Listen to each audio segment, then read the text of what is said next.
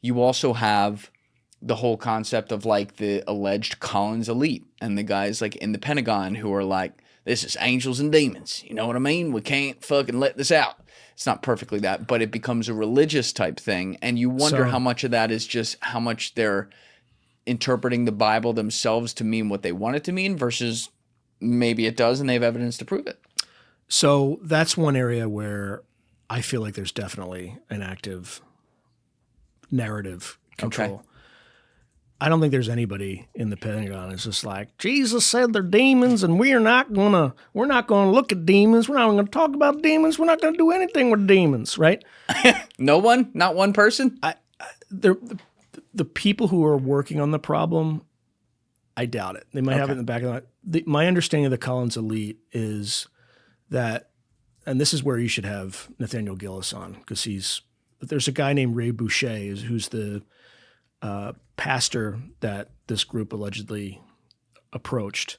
Okay. And what was happening was there was a project, and it's hard to find any information on this. I think there's like one book out there about it. So you've heard of MK Ultra. There was also a CIA project called MK Often. And in MK Often, they went and they tried to weaponize the occult.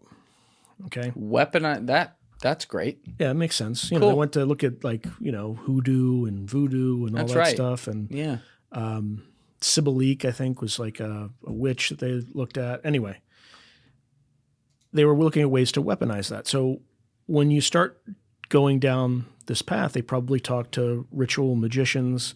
So like the Crowleys of the world, Thelema, where they have rituals and they invoke entities and things like that. So allegedly, again, this is just if you believe Ray Boucher, and there's a book called Final Events by Nick Redfern that kind of goes into depth about this. What was Ray Boucher's official position again? He was just a pastor that this group, the Collins Elite, approached to talk about this. And apparently every time I've tried to, interview him, but every time he goes on an interview with this, right, he cancels and suddenly gets sick. So seems like a real straight shooter. Maybe I don't know. Mm-hmm. I don't know. So anyway, the viewpoint was that they were practicing these rituals and they kind of entrapped themselves in a sense where they couldn't control it anymore and it became a problem. But it wasn't like, they're demons or anything like that. It's just these intelligences that were invoking, summoning, or whatever.